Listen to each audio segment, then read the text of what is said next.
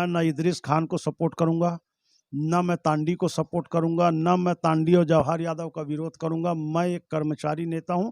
आज जो चुनाव हो रहा है उसमें श्री इदरीस खान जी के समर्थक कह सकते हैं जवाहर यादव जी, और उमेश मुदलियार जी के समर्थक कह सकते हैं अपन रामचंद्र तांडी जी। दोनों जुझारू है, योग्य हैं। संगठन में चुनाव होना चाहिए। देखा था न्यूज़ 72 और मैं हूं सौरभ नायक। जैसे कि आप लोग देख रहे हैं, छत्तीसगढ़ के सबसे बड़े संगठन छत्तीसगढ़ प्रदेश तृतीय वर्ग शासकीय कर्मचारी संघ के चुनाव को लेकर सरगर्मी काफी तेज है और नामांकन कंप्लीट होने के बाद जवाहर यादव जी हैं और रामचंद्र तांडी जी हैं। तो चुनाव के संबंध में हम बात करेंगे कर्मचारी नेता विजय झा जी से। विजय जी, चुनावी माहौल है, कर्मचारी संघ का चुनाव चल रहा है रायपुर शाखा के लिए, क्या कहेंगे सर्वप्रथम? देखिए, छत्तीसगढ़ प्रदेश तृतीय वर्ग कर्मचारी संघ पंजीयन क्रमांक 249 एक लोकतांत्रिक पद्धति से सत्यनारायण तिवारी जी के ज़माने से मध्य प्रदेश से आज छत्तीसगढ़ में 23 साल से चल रहा है। श्री PR यादव जी जितने बार भी प्रांताध्यक्ष बने, विधिवत जिलों में सम्मेलन करके और एक खुले लोकतांत्रिक पद्धति से मतदाता सूची का प्रकाशन करके वो प्रांताध्यक्ष बनते थे। रायपुर जिले में अभी जिला शाखा का चुनाव हो रहा है। इसके पूर्व श्री इदरीस खान जी थे। इदरीस खान जी के रिटायर होने के बाद अब ये समय 24 घंटा हम लोग कोई भी कर्मचारी की समस्या आए तो धरना प्रदर्शन, कलेक्ट्रेट में तत्काल नारेबाजी करके हम लोग विरोध प्रदर्शन करते थे और उसमें हमारे इदरीस खान जी और उनके साथी लोग आकर के साथ देते थे। आज जो चुनाव हो रहा है उसमें श्री इदरीस खान जी के समर्थक कह सकते हैं जवाहर यादव जी, और उमेश मुदलियार जी के समर्थक कह सकते हैं अपन रामचंद्र तांडी जी। दोनों जुझारू है, योग्य हैं। संगठन में चुनाव होना चाहिए। चुनाव होने से कर्मचारियों में एक जागृति आती है और कर्मचारी जागरूक होकर के जो संघर्षशील जुझारू साथी हैं उनका निर्वाचन करके संगठन को मजबूती प्रदान करते हैं। मेरा विश्वास है कि जो कर्मचारी मतदान करके जिसको भी निर्वाचित घोषित कराएगा वो रायपुर जिला शाखा का अध्यक्ष होगा, और चूंकि वो रायपुर जिला शाखा का अध्यक्ष होगा इसलिए वो राजधानी का सबसे बड़ा नेता होगा। इसलिए राजधानी में 24 घंटा अभी जिस हिसाब से कर्मचारियों की स्थिति है, सरकार का दबाव है, उसमें संघर्ष जो है वो करते रहना पड़ेगा। और मेरा विश्वास है कि आदरणीय अजय तिवारी जो निर्वाचन अधिकारी हैं और सहायक निर्वाचन अधिकारी श्री आलोक यादव जी पुराने लोग हैं, संगठन का चुनाव निर्वाचन नियमावली के अनुरूप निष्पक्ष निर्वाचन कराएंगे। और मैं हर कर्मचारी जो तृतीय वर्ग कर्मचारी संघ का सदस्य उससे मार्मिक अपील करूंगा कि मताधिकार आपका मौलिक अधिकार है। आपके एक मत से कर्मचारियों का हित जुड़ा होता है। इसलिए 14 जून को प्रस्तावित चुनाव में हर कर्मचारी भाग ले और दोनों उम्मीदवारों में से जो उचित लगे उसको मतदान कर कर्मचारी संगठन को मजबूती प्रदान करें। बल्कि मैं तो यह भी कहूँगा कि एक खेल भावना से चुनाव होना चाहिए, और चुनाव होने के बाद स्वाभाविक है 2 उम्मीदवार है, कोई एक जीतेगा कोई हारेगा। मैं जीतने वाले उम्मीदवार को पहले से अग्रिम बधाई देता हूं, लेकिन हारने वाले उम्मीदवार से अपेक्षा करूंगा, अपील करूंगा कि संगठन को मजबूती प्रदान करने के लिए एक बड़े भाई के रूप में निर्वाचित अध्यक्ष के साथ काम करके संगठन को मजबूती प्रदान करें, कर्मचारियों की समस्याओं का निदान करें। मैं आपको बता दूं, पद रहने पर ही कर्मचारी संघर्ष होता है या उनका निदान होता है ऐसा नहीं है। मैं चूंकि एक राजनीतिक पार्टी का सदस्य बन गया हूं, मैंने तृतीय वर्ग कर्मचारी संघ के पद का, फेडरेशन के पद का त्याग जरूर कर दिया है, लेकिन पूरे कर्मचारी मुझको आज भी दिल से चाहते हैं। और मैं हर आंदोलन में, कोई पद में नहीं हूँ लेकिन कर्मचारी नेता के रूप में, चाहे पटवारी का आंदोलन हो, चाहे 108, 102 संजीवनी महतारी का आंदोलन है, चाहे कोई भी अनियमित कर्मचारी का आंदोलन हो, कोटवार का आंदोलन हो, बिजली ऑफिस के लाठीचार्ज का आंदोलन हो, सभी आंदोलन जो राजधानी में हो रहे हैं उसमें तो मैं भाग ले रहा हूं। उससे बढ़कर बूढ़ा तालाब धरना स्थल को कॉमर्शियल उपयोग के लिए कांग्रेस पार्टी के नेताओं द्वारा जो धरना स्थल हटा करके तूता भेजा गया, मैंने उसका भी दमखम से विरोध किया था और ये तर्क रखा था कि सिंचाई कॉलोनी को तोड़ करके जिस हिसाब से कॉम्प्लेक्स बनाया जा रहा है उसी प्रकार बूढ़ा तालाब को भी कॉम्प्लेक्स बनाया जाएगा। और मुझको इस बात का गर्व है कि 2 महीना पहले वहाँ बाकायदा होल्डिंग्स लगना शुरू हो गया था। आप लोग खुद वहाँ गए थे, मैंने उसका विरोध किया और होल्डिंग लगना बंद हो गया। बूढ़ा तालाब धरना स्थल हटने से कर्मचारियों के हितों का कुठाराघात हुआ है और मौलिक अधिकारों का हनन हुआ है।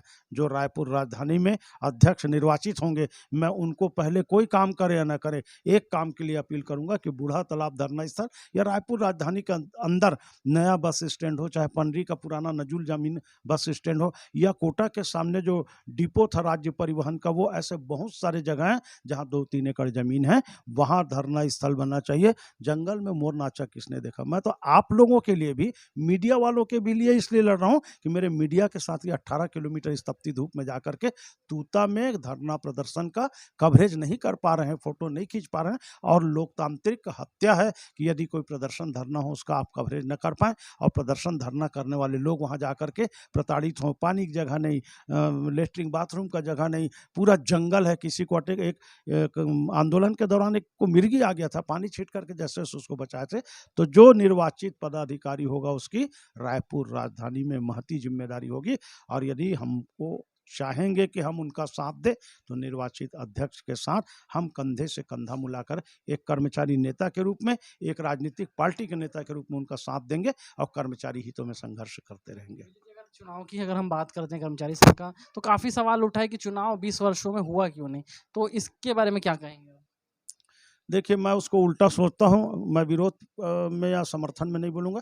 20 साल तक चुनाव इसलिए नहीं हुआ कि इदरीस खान जी को सब चाहते थे, और हर आंदोलन में, फेडरेशन के और तृतीय वर्ग के आंदोलन में वो बढ़ चढ़ के भाग लेते थे। जब कोई आदमी अच्छा काम कर रहा है तो फिर चुनाव की स्थिति नहीं आई। हर समय ये बात आती थी चुनाव करना है, लेकिन उनको या तो निर्विरोध निर्वाचित कर दिया जाता था, या ये कहा जाता था रायपुर राजधानी में सशक्त है। और यदि निर्वाचन नहीं हुआ तो हमारे जो प्रांताध्यक्ष, चाहे मैं रहूँ या PR यादव जी रहे, वो इदरीस खान जी के कार्यों के प्रति संतुष्ट थे, तभी तो निर्वाचन नहीं हुआ। अन्यथा उनको हटा करके निर्वाचन करा दिया जाता।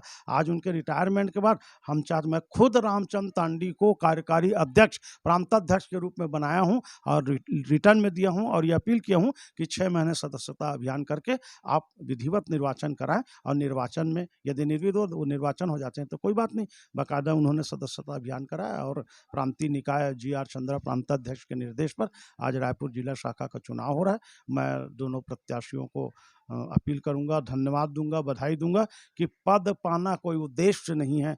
कर्मचारियों के हित संवर्धन करना हमारा उद्देश्य होना चाहिए, और उसमें हम PR यादव या GR चंद्रा जी, अजय तिवारी जी, हम लोग सब उसमें सहभागिता रखे हैं, रहेंगे। और अभी आज मैं मानस से आ रहा हूं, जब पटवारियों का एस्मा लगा करके उन्होंने कल प्रतियां जलाई, काले कपड़े पहने।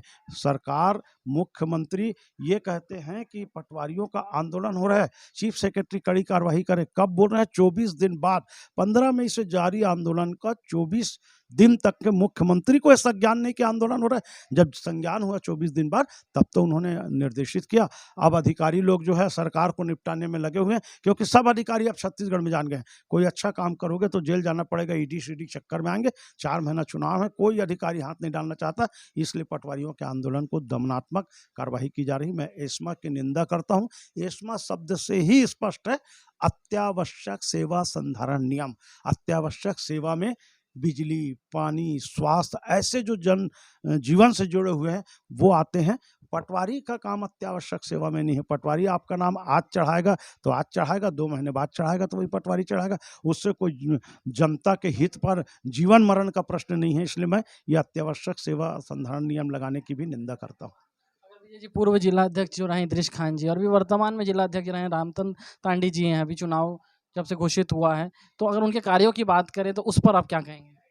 मैं तो दोनों को योग्य मानता हूं। दोनों ने अच्छा काम किया, दोनों ने मुझको कंधे से कंधा मिला करके समर्थन किया, और आज तक करते रहे। चूंकि मैं एक राजनीतिक पार्टी में प्रवेश कर लिया और मेरा उद्देश्य दूसरा है, तो मैं उनका जो सहयोग मिला दोनों को, उसके लिए उनको धन्यवाद ज्ञापित करता हूं। और निश्चित रूप से दोनों मेरे भाई हैं, एक दाहिना हाथ है, एक बायां हाथ है, और किसी एक हाथ के बिना दूसरा हाथ काम कर ले तो आदमी विकलांग हो जाता है। इसलिए मैं चाहूँगा कि दोनों प्रत्याशी संगठन हित में का निर्णय लें और काम करें। सुगबुगाहट ये तेज है विजय जी की इदरीस जी को ज़्यादा सपोर्ट कर रहे हैं विजय झा, इसके बारे में थोड़ा पूर्ण रूप से बताइए। देखिए, मैं ना इदरीस खान को सपोर्ट करूंगा, ना मैं तांडी को सपोर्ट करूंगा, ना मैं तांडी और जवाहर यादव का विरोध करूंगा। मैं एक कर्मचारी नेता हूं।